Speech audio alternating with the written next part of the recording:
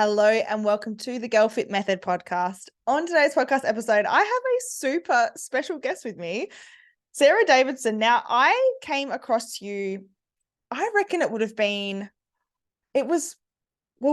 on Danny Kennedy's podcast. So it must have been, I reckon, like 3-4 years ago. It was a while ago now, if you remember back to when you first met Danny, I suppose. Am I right? Yeah, I think I've been on twice, and the first time would have been maybe even longer than that. But also, like, one fun fact about me is that I am pretty on like my schedule and my to-do list in the short term. But if you ask me about something that was more than a couple of months ago, I have no time scale whatsoever. So I'll say Who like knows? it happened a couple of months ago and it was like 2 years ago, or I'll say it happened 10 years ago and it was like 2 months ago. I don't know what's wrong with my brain.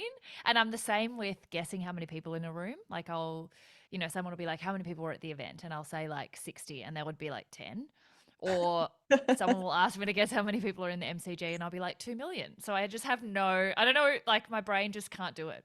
Well, look, I've learnt that about myself. it's not really a useful skill to have anyway. So I guess there's worse things that you could be bad at in the That's scheme of things. true. It's not Although it too does come bad. up more than you would think, like in podcasts like this, where you're like, I when was it? I'm guess. like, could be 20 years ago. Don't know. I reckon it was about 3-4 years ago. Well, let's stick with that anyway. Yeah. So we're rambling on here, but I guess I should kind of introduce you and what you do. You are a podcast host, you are an author, you're a business owner and a lawyer as well. So I can rattle on about what you do, but I might actually hand it over to you. How do you explain who you are and what you do? Yeah, good question. I think it changes week to week. And what I love most about what I do is that it is so diverse and I don't have to whereas in my first career, as you mentioned, I started out as a lawyer, I was very much a lawyer. That was my one title, that was sort of my entire identity. Everything, every plan, every dream, every goal was related to that one career path and trajectory that I was on. Whereas now I love the fact that from one day to the next I'll go from being very heavy into podcasts and batching interviews and editing on one day, and then the next day I'm doing TV, and then the day after I'm doing content, and then 2 days later I'm doing an event in person, and then I'll swap to sort of doing some of the travel ambassadorships that I do. So I find it really, really hard to describe in a sentence what I kind of actually do as a job, but I've started using lawyer turned fun entrepreneur because I think that kind of captures everything and is very non-committal and allows me to say a bit of everything. Yeah, I love that. And it does sound like a lot of fun. Everything you do sounds like a lot of fun. I want to delve into that a little bit deeper, but I think like I'd love for you to share your story and kind of how you've ended up in the position that you're in. We know that you're a qualified lawyer, and I guess maybe like when we talk about a career sense, that's probably where things started for you. Would you say that's correct? Yeah, definitely. So, as I mentioned, my first career was as a lawyer. And I think there are many people who have left law that, the common story is that they hated it, that the hours were really long, that they were stuck in an office. And I actually was not one of those people. I was more one of those people who didn't know what else I wanted to do. And I think the crux of it all is people often ask, like, do you regret choosing law? Now that you've left, do you regret choosing? I don't really have any regrets because I think everything leads you to where you are. But also don't think that I chose law. I think I was one of those very, very common scenarios where all the way through school, I always liked so many different things. I've always had lots of different interests. I've loved the kind of academic side of things and loved the maths and sciences, but I've also always done theatre and drama as extracurricular activities. I used to be a dancer when I was younger, and I've always had both sides of my brain interested in lots of different things, which actually makes decisions in life really hard because you're multi passionate. So there's not a clear, like, I didn't wake up one day and go, I want to be a doctor like some people do. So I got to the end of school and sort of thought, I still have all these interests. It's not become any clearer what my grand purpose in life should be. I was actually quite lost. And I ended up, just studying hard because I thought it was a good idea, but not towards anything in particular. I ended up getting into law. And then, as you mentioned off air, when you're kind of an A type productivity addict and you love the idea of achievement, I thought, well, law is probably what I should do. Like all my decisions were based very much on, well, I should probably do something that other people think is successful. If I got in, well, I should do it because I don't even know. Like, I don't even think I thought much about it. I just fell into that career because it kept more doors open than it did close them. Yeah. So, having said that, I still think it was the best career path that I could have began with. I was surrounded by some of the smartest people I've ever met. I learned so much. There were really cool moments that were a bit like Suits, and I did feel like Meghan Markle at certain times, not all the time, but certain times. And I spent 3 years there really enjoying the sort of that feeling of having a purpose, of working in a big organization. I got off on the sense of climbing a ladder. I really found that quite satisfying and gratifying. What I didn't realize is that it very quickly does become your entire identity, and all of my other interests that were outside of law just kind of, you don't have much spare time, you don't have much spare brain space. So suddenly that became my entire identity. And it wasn't until so because of that, because I didn't hate it and I wasn't trying to leave, I think I would have been one of those people who in 50 years time was still there, because it was very comfortable. There were steep learning curves, but there was a lot of certainty, there was good pay, there was a lot of prestige, like all the boxes were ticked. But now what I'm really passionate about is, I think when all the boxes are ticked, you don't ask any other questions. People get stuck in routine and they do things out of habit and never sort of question, maybe there's something better out there for me. So it wasn't until what I call the great happy accident of 2013 when my husband, who was the opposite of me, he's a serial entrepreneur, he'd never had a traditional job. He had sponsored this big campaign for the youth generation against poverty called YGAP in Rwanda, and got invited to go and visit one of the schools for this incredible opportunity to kind of see where the funds had gone. And I was able to go as his guest. And, at the time I thought this would be really good for my resume. Like, what an amazing life experience. Didn't really think it would be as pivotal as it ended up being. And two things happened over there. We worked for a month in a school in kind of country Rwanda, which was obviously vastly different from our life back here. And the first thing that I saw was people who didn't have the markers of success that I had back home, but who were sometimes happier than people that I saw back home. Like children who had no electronics, no internet, not even running water, would play with a leaf for sort of hours and be just so happy. And I'd never seen happiness without success before. And I sort of started to think, oh, like maybe happiness and success aren't the same thing. Maybe they're different. And the other thing I brought home was a really nasty gut parasite, which was a great way to lose pounds for the first 5 kilos. And then I lost another 10. So that was 15 kilos off an already 12-year-old boy kind Mm. of body, and ended up with adrenal fatigue. And it was Oh, only because I was banned from coffee, had to take time off work, discovered matcha powder in the meantime, and that we came up with a random business idea and never thought it would ever end up being something I'd leave my career for, but it grew faster than we ever expected. And I left the law firm, and that was 7 years ago. unreal. So let's talk about that business. So matcha tea, how did that evolve? How did that grow? How did you go from consuming it and then thinking, hey, like we've got a business idea, and then actually implementing that? Like, what did that look like? Yeah, very accidentally. I think one thing that you'll probably find this, particularly as a podcaster, you have more conversations with people than I think you normally would, reflecting on things in the past and decisions that you make. And I think women, particularly, often ascribe too much of their success to luck. Like they're sort of like, I was lucky. And it's like, no, dude, you had a really good idea and you worked really hard. But I actually have to say, it was incredibly lucky timing. Like I just happened to be unable to drink coffee but looking for caffeine at a time where matcha was starting. It was just at the cusp globally. Like the Kardashians were drinking it. Everyone was sort of saying the word, but there was no cool brand around. So it was really hard for me to get as a customer. And that already was like, okay, well, there's obviously a bit of a gap because I'm in the gap.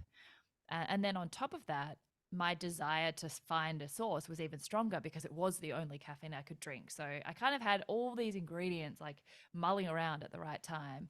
And then when we did happen to buy some, my husband and I found an amazing tea farm online, and we ordered the minimum order. And when it arrived in Australia, it was a pallet. So it was like 2 million serves too many for us to Wow. consume, just the two of us. And that's like, it's so much more matcha powder than I had ever expected to see. So we were forced then to do something with it. So every kind of step in figuring out how to sell it and how to repackage it was all because of mistake, like accidents of like ordering too much and then having, Mm. to try and recoup some of the money. And then I thought, well, I'm really creative and I've really missed using that side of my personality. So let's just do it as a hobby. Like, let's just sell it, at a farmer's market or whatever. And because he has a creative agency, he was able to build a website really quickly. Instagram was in its infancy, so the algorithm was really straightforward. You could kind of get a message out there really quickly, and we just knocked up an online store and put it up. And the timing meant that a lot of other people had heard of it but couldn't buy it, and it sold out in a week. So Wow. really, the market drove the Yeah, idea into a business. that's unreal. I mean, I would love to talk about the ins and outs of business with you, and I think that's a whole different conversation. But what I really want to focus on today is, as you identify as someone that clearly likes achieving things, clearly likes setting goals, which is a great thing. I mean, ambition has to be like one of the most wonderful qualities absolutely anybody can have. And I relate to that to a degree as well. I'm a very ambitious person. I have big dreams and I work my butt off to get to them. And I think that is awesome. However, I think what can go hand in hand with being that kind of person is putting a lot of pressure on yourself and feeling like you need to live up to certain expectations, your own expectations, but also the expectations around you as well, whether that's friends, family, or just society. And if I reflect on like my own story or even things that I have achieved, in order for me to have achieved those things, I really had to step out of my own comfort zone. And what that looked like was taking a leap of faith and not knowing the guaranteed outcome. And that's really hard when you're a type A kind of person because we like to know, XYZ equals this.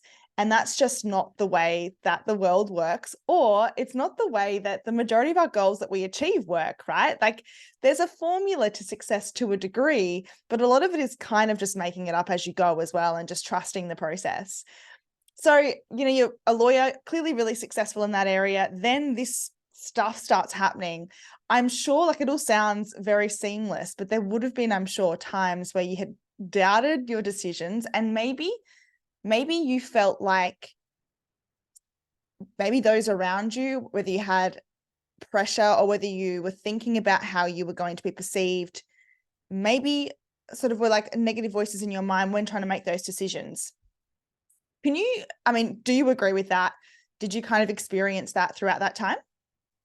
100%. I think that is so valid and so well put that the biggest and most exciting changes in most people's lives who I've had the privilege of speaking to is when it doesn't happen when things go as you planned. It doesn't happen when things are rosy or when you're just kicking the goals that you always knew you'd have. It's when random opportunities come out of nowhere in areas that you never thought that you'd enter that are so scary and so uncomfortable. Like it's in the uncomfortable bits that you grow and that you have the big breakthroughs. And like, if you were comfortable all the time, you wouldn't be learning anything. So I've almost learnt to think like if I'm feeling too comfortable, there's something wrong. Like Mm. I'm not taking new steps. I'm not learning. I'm not pushing myself to that next level. And I've learnt to embrace discomfort and challenge as like a sign that I'm pushing myself and extending and learning the new step.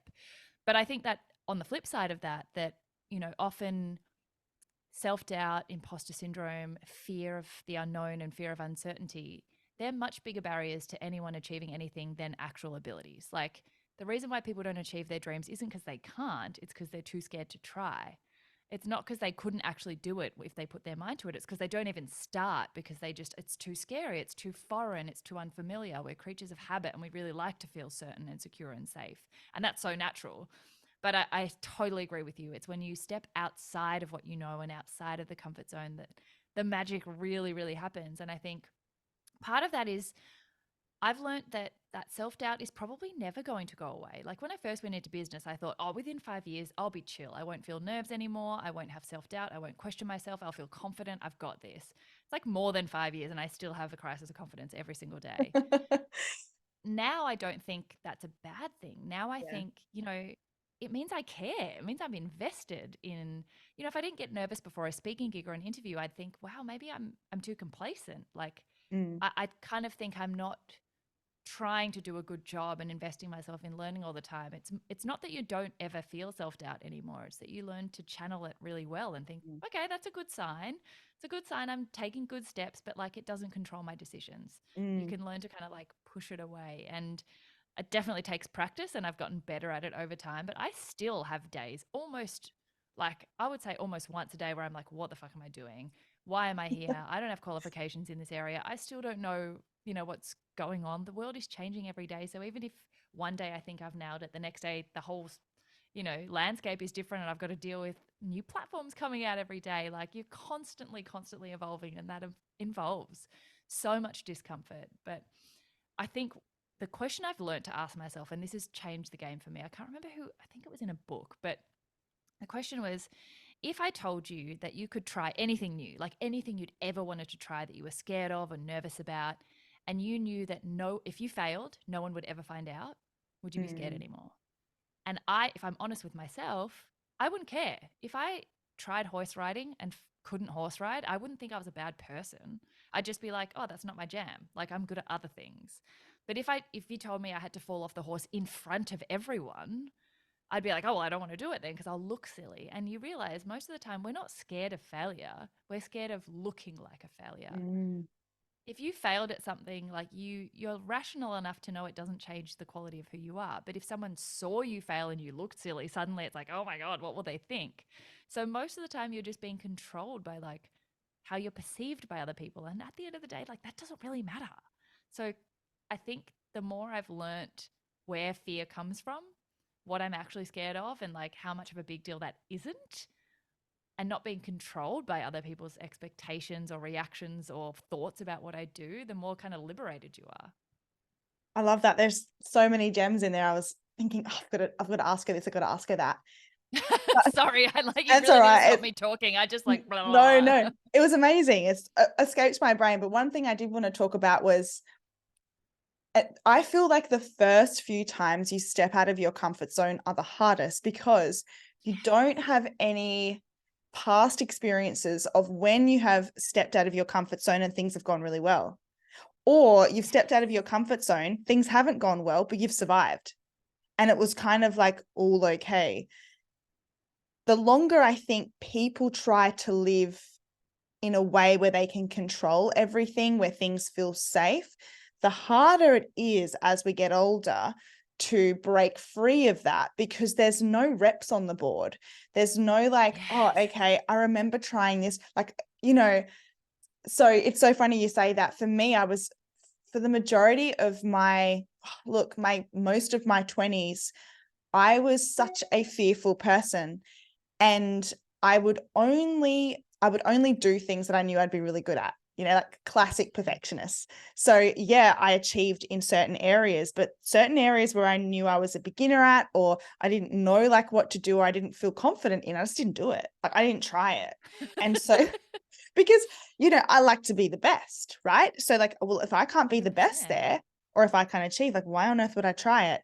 And going back to your point, really, that just came down to my relationship with failure. And usually what I would do is internalize that. So instead of viewing this as something that is separate to me, this is an experience that I have had, a learning lesson, that became, I'm not good enough.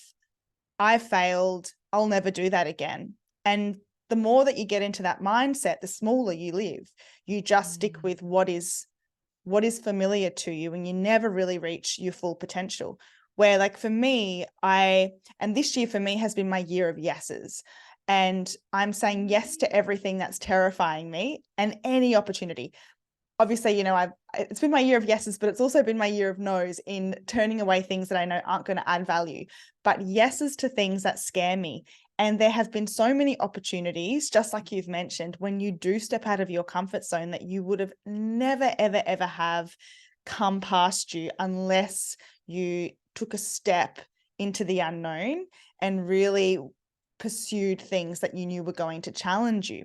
And, from that, then I can go like a scenario that pops up in the future that does feel really scary. I can go, oh, remember when I like did this thing and it was terrifying and this was the outcome? I'm going to step out. And it And was fine. it was okay.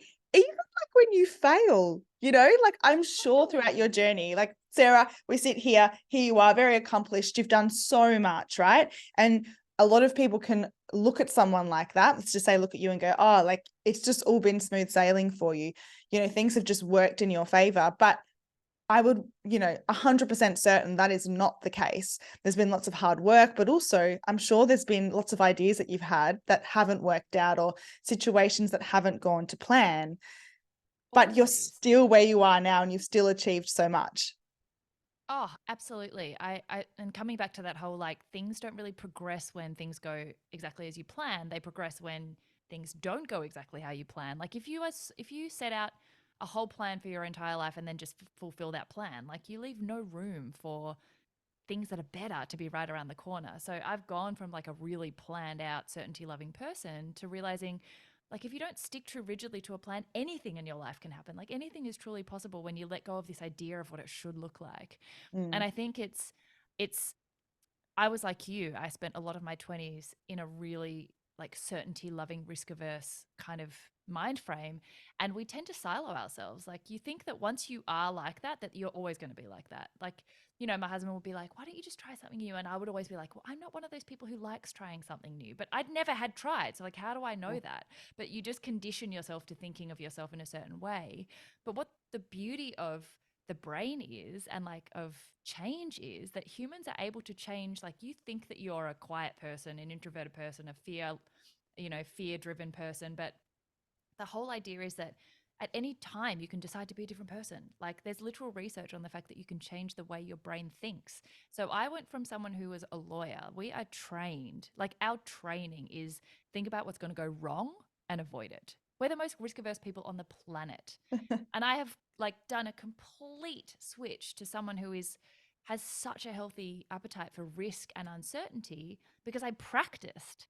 Like you can practice thinking in a different way if the old way isn't useful to you anymore. I think we believe we're stuck with our own thinking patterns, but you can genuinely change them at any time if they're not suiting you. And the more you practice, like you said, the more you try something new and you realize the world doesn't fall down around you, the more empirical evidence you have to be like, I survived. It's not a big deal. Yeah. And the failures, or like failures in inverted commas, they're the times where I'm so grateful they happened because how else do you learn what you need to fix for next time? How else do you get better? Like this whole, I kind of like to label things because they help me understand a situation more. And for me, I think of failure as like failing forwards. It's never a backward step. When something doesn't go wrong or when you have a setback, it might be like technically a financial step back or an ego step back.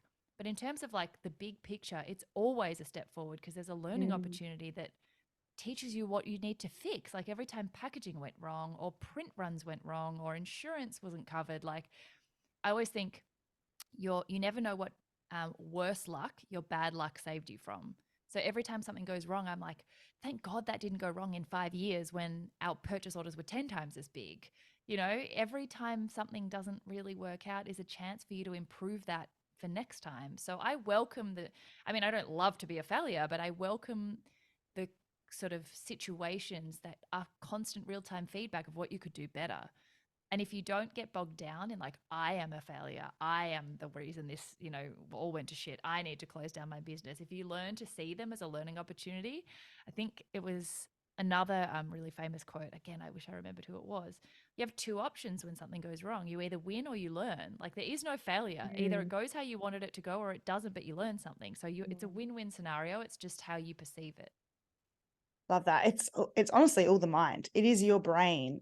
But like you Totally. were saying, the most amazing thing is that you can change at any point of your life if you decide you want to view something in a different light or you want to change your thought process. You can do that. It's hard, especially when we've thought Mm. a certain way for so many years, but it is absolutely possible. I popped a I popped a story onto my Instagram the other day and I was asking people if they enjoy change. I'm someone that loves change and like just new environments um and one girl DM'd me and she said, "Oh, I don't like change because I don't like uncertainty and I like just to kind of know, like have that idea of like what's going to happen in the future." And I thought about it for a moment and I messaged her back and I was like, "Do you know what's really funny about that? Is that you think by not changing and staying where you are and trying to control everything around you, that somehow you're in control of what is going to happen, when in fact you're not in control of anything. It doesn't matter how certain you are, like tomorrow something could happen which completely changes the trajectory of your life. And you've lived small and controlled everything around you, thinking that's what's going to keep you safe, when we are not in control of anything. We wake up in the Anyway. morning. Exactly. We live our life, we've got to-do lists, and that's what we plan on doing. But really, there's no way that we can see into the future. So when we get rid of that idea that by having this control, we are somehow keeping ourselves safe, which is just not true, then you think, well, do you know what? Why not? Like, why not take a leap of faith? Why not try something new? Because ultimately, I can't control the outcome of most things in my life anyway. Totally. And I Yeah. think the question that I always ask myself is like, why a lot of people get overcome by fear is because they don't actually let themselves confront the fear. It's just this big blur of like scary things that could go wrong, but they don't ever actually articulate what the real worst case scenario is. So I force myself to think like, okay, if I try this big new scary thing, what is the actual worst case scenario? Like write it down. What is the worst thing that could happen? And usually, like if it's starting a new business or if it's, I don't know, applying for a job, a new promotion, or putting yourself forward for a speaking gig, like usually the worst case scenario, if you wrote it down, is like someone says no, or I lose a little bit of money that I can remake one day.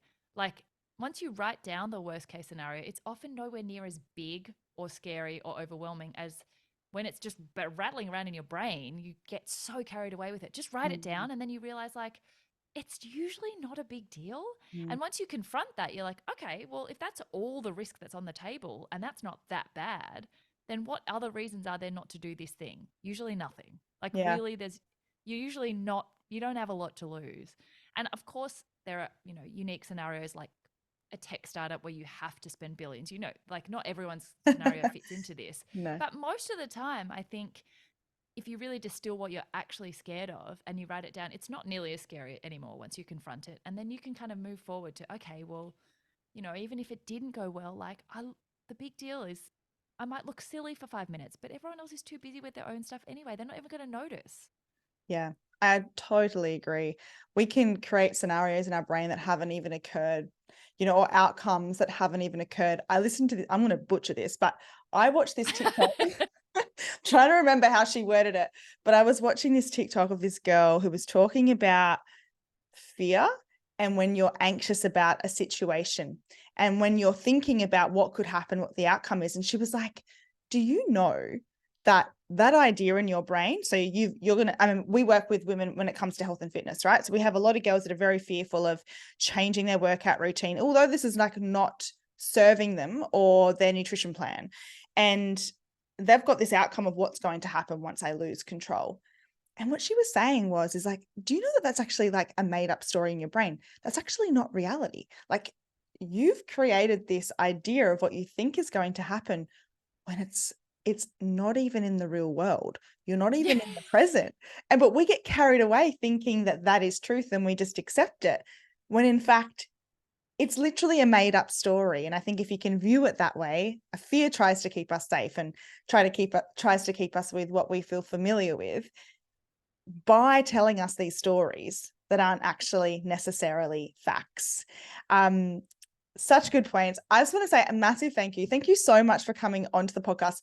I could talk to you for ages and absolutely pick your brains, but I just want to say that, like, I'm going to link all of your socials in the show notes, but I'd like highly recommend, we have majority of female listeners, to make sure they follow you, because you're just such a ray of sunshine. I always talk to my girls about being mindful around who they follow on Instagram, because it can really impact the way that you view yourself and view the world. And you're the kind of person that brings, I mean, your podcast is called Seize the Yay. Am I correct? Yeah, that Yes. speaks for itself. And that's exactly right. I think the more women that we can see stepping out of their comfort zone, achieving amazing things, and really spreading a positive message is only going to do good things. So just want to say a massive thank you. And where can actually everyone find you? Let us know. Oh, thank you. That's so kind. And you are obviously doing amazing things as well. The easiest place is just Spoonful of Sarah on Instagram because everything else is kind of linked to there. The podcast, TikTok, everything is kind of connected. Sure. Awesome. Thanks so much, Sarah. Thank you for having me.